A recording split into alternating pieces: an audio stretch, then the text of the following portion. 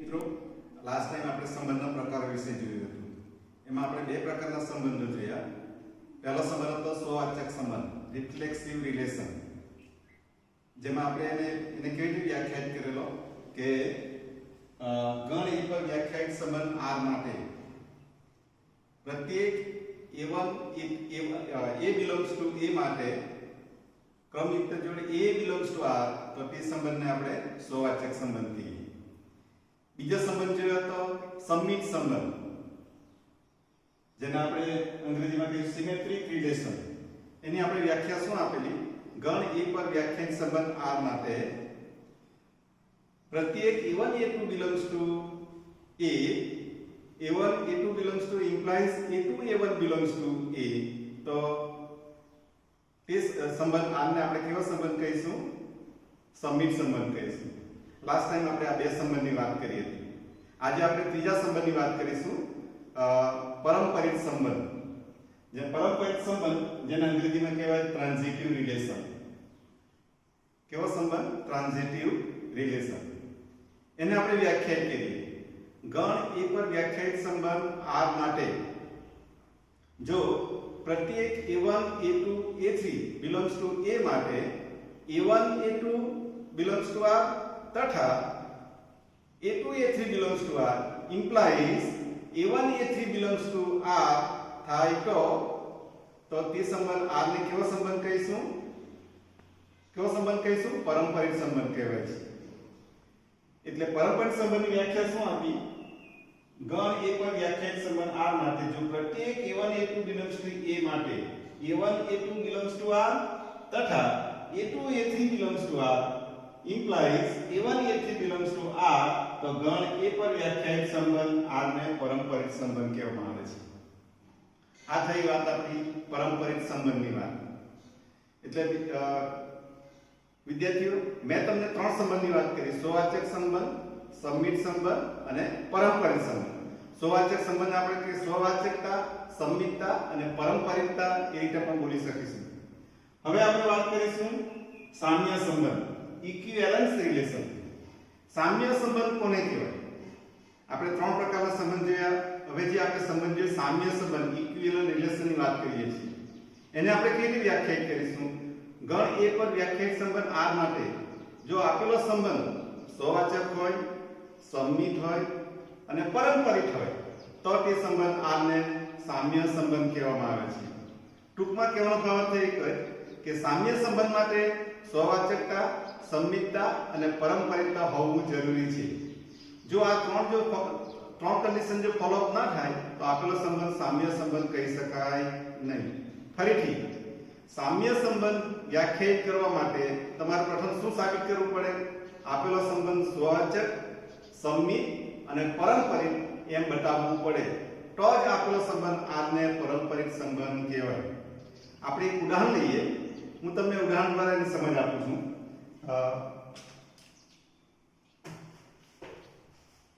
થોડું ધ્યાન આપજો. અહીંયા આગળ જે એક્ઝામ્પલ છે એ હું તમને બતાવવા માંગુ છું કે ધારો કે કોઈ સંબંધ R લઈએ આપણે. ધારો કે સંબંધ R લે. અહીં ધારો કે આપણે લઈએ એક્ઝામ્પલ 1, સાબિત કરો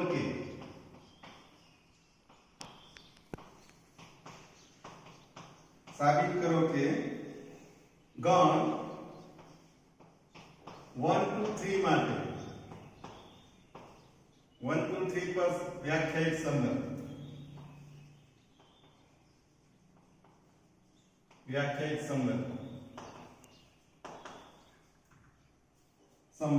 R equal to વિદ્યાર્થીઓ ધ્યાન આપજો બરાબર.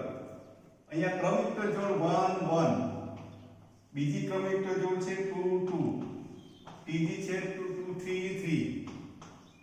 3 પછી 1 2 અને 2 3 2 3. એ સ્વવાચક છે. પરંતુ સમિત કે પરંપરિત સંબંધ નથી. પરંતુ સમિત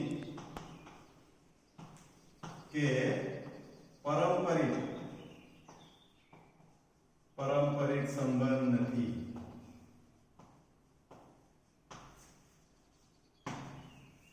વિદ્યાર્થી મિત્રો ખાસ કાળજી રાખજો.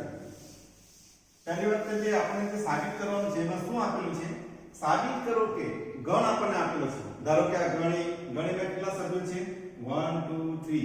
પર વ્યાખ્યાયિત સંબંધ r ઇક્વલ ટુ ગણ એ આપેલો છે એટલે 1 + ના કેટલા ઘટકો થશે? 9 ઘટકો થવા.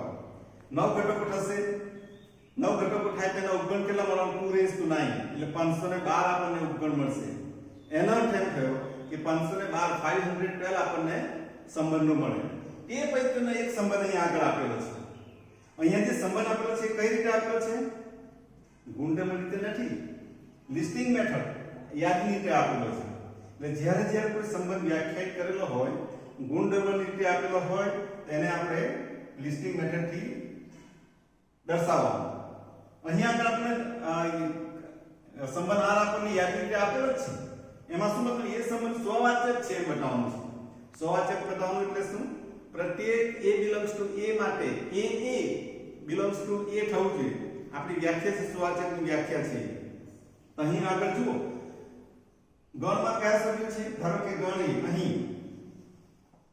અહીં ગણ a equal to 1 2 3 ત્રણ ઘટકો આપેલા છે. તો એમાંનો પહેલો પ્રત્યેક આવે. સ્વવાચકની વ્યાખ્યા શું છે? પ્રત્યેક a belongs to a માટે a belongs to r થાય. તો અહીં આગળ જો પ્રત્યેક ઘટક લઈએ 1 2 અને 3. જો આપણે એનો ઘટક 1 લઈએ તો ક્રમિક જોડ કઈ મળવાનું? 1 1. 2 લઈએ તો કઈ ક્રમિક જોડ મળવાનું? 2 2. 3 લઈએ તો કઈ ક્રમિક જોડ મળવાનું? 3 3. 3 3 belongs to r. r માં આવેલા છે જુઓ 1 1 2 2 3 3. સ્વવાચકની વ્યાખ્યા મુજબ આપણને ત્રણ ઘર મળ્યા 1 1 2 2 3 3.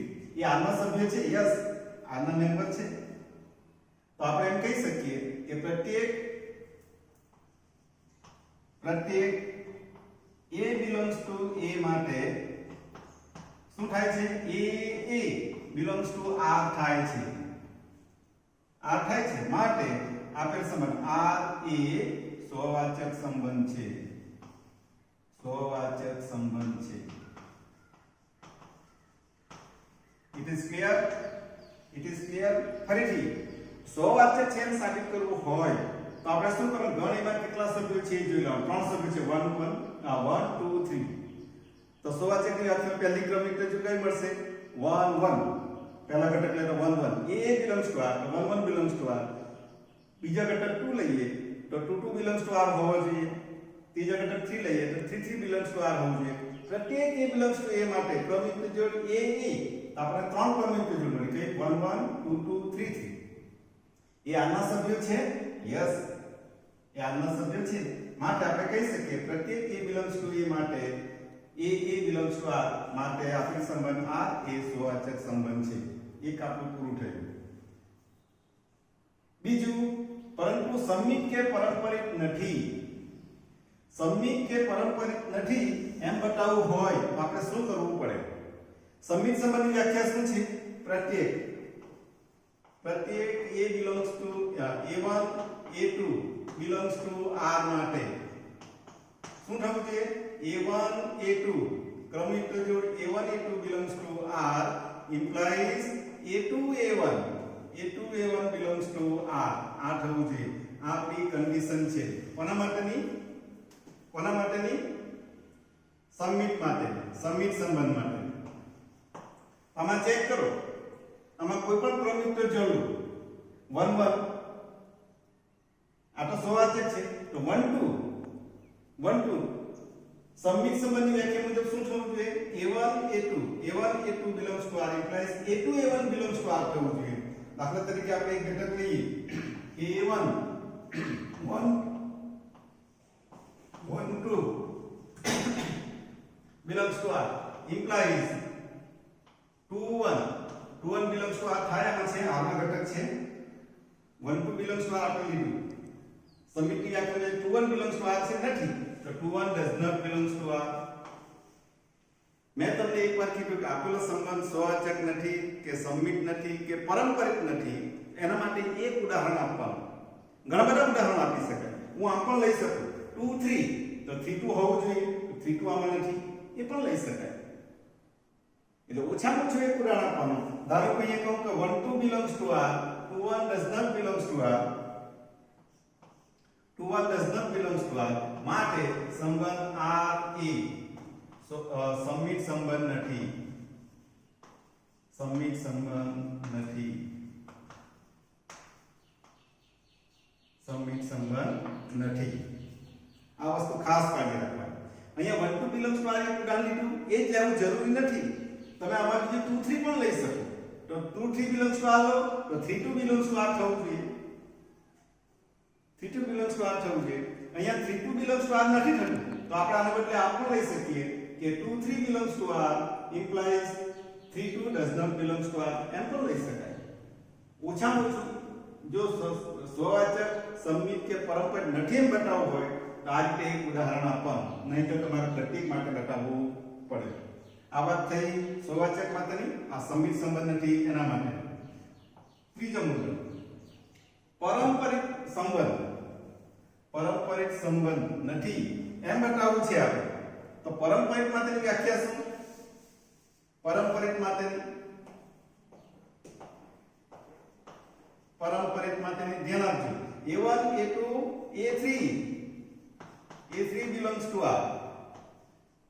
A3 belongs to R માટે શું થવું જોઈએ?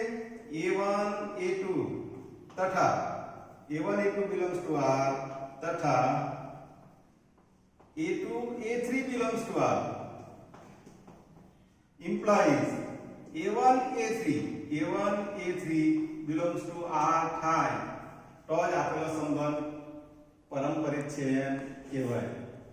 વિદ્યાર્થી મિત્રો, અહીંયા તમે જોઈ શકો આમાં કોઈ પણ તમે લો કે 1 1 1 2 2 2 2 3, અહીંયા 2 2 2 અને 2 3. ધારો કે આપણે જઈએ કે 2 2 belongs to R, 2 3 belongs to R, 2 3 belongs to R, તો શું થવું જોઈએ? જો A1 A2 belongs to R, A2 A3 belongs to R, તો A1 A3 belongs to R થવું જોઈએ. A1 A3 belongs to R, તો અહીંયા શું થવું જોઈએ? 2 3 belongs to R થવું જોઈએ. 2 3 belongs to R, 2 3 belongs to R, 2 3 belongs to R છે. 2 3 belongs to R છે. યસ, પરંતુ આપણે આમ કહીએ, આની જગ્યાએ આપણે બીજું લઈએ. જો ધ્યાન આપો, અહીંયા ઓલો 1 2 1 belongs to R, 1 belongs to R, અને અહીંયા લો કે એક minute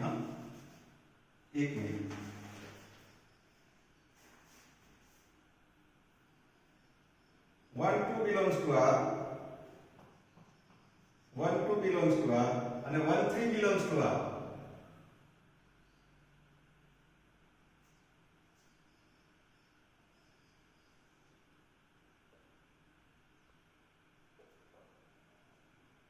One 2 belongs to R અને 2 3 belongs to R, બરાબર? 2 3 belongs to R, તો 1 3 belongs to R થવું જોઈએ. 1 3 belongs to R, 1 3 belongs to R છે આમાં? ચેક કરો. 1 2 1 1 2 3 3 3 1 2 2 3, તો 1 3 does not belongs to R, does not belongs to R. માટે આપણે કહી શકીએ કે સંબંધ R એ પારંપરિક સંબંધ નથી. પારંપરિક સંબંધ નથી. ફરીથી વિદ્યાર્થી મિત્રો ફરી સમજી લેજો. પારંપરિકની વ્યાખ્યા શું છે કે A1 A2 A3 belongs to R માટે A1 A2 belongs to R તથા A2 A3 belongs to R, તો A1 A3 belongs to R થવું જોઈએ. તો આપણે આમાં કોઈ પણ બે ઘટક લઈએ. 1 2 belongs to R, આ એક ઘટક લીધો. 1 2 belongs to R તથા 2 3 belongs to R, 2 3 belongs to R, તો વ્યાખ્યા મુજબ શું થવું? 1 3 belongs to R થવું જોઈએ. 1 3 belongs to R થવું જોઈએ, પણ આમાં 1 3 belongs to એ R નો સભ્ય નથી. 1 3 does not belongs to R, તો આપણે કહી શકીએ કે R એ પારંપરિક સંબંધ નથી. It is clear? It is clear. પહેલા તમને સંબંધોની વ્યાખ્યાનો કોન્સેપ્ટ ક્લિયર હોવો જોઈએ. સ્વવાચક કોને કહેવાય, સંમિત કોને કહેવાય, પારંપરિક કોને કહેવાય. અને જો સ્વવાચક, સંમિત કે પારંપરિક બતાવવું હોય તો તમારે વ્યાપક એટલે કે તમારે પ્રત્યેક ગણ એના પ્રત્યેક ઘટકમાંથી લેવું પડે. અને જે તમારે સ્વવાચક સંબંધ નથી, પારંપરિક સંબંધ નથી કે સંમિત સંબંધ નથી એ બતાવવું હોય તો તમારે ઓછામાં ઓછું એક આવું ઉદાહરણ આપવું પડે. એક જ ઉદાહરણ આપવું. ઘણા બધા ઉદાહરણો આપી શકાય, પરંતુ તેમાં એક ઉદાહરણ આપવું જરૂરી છે. અને મેં તમને સામ્ય સંબંધની વાત કરી. આપેલો સંબંધ જો સ્વવાચક હોય, સંમિત હોય અને પારંપરિક હોય તો આપેલો સંબંધ R એ સામ્ય સંબંધ છે એમ કહેવાય. Okay, it is clear.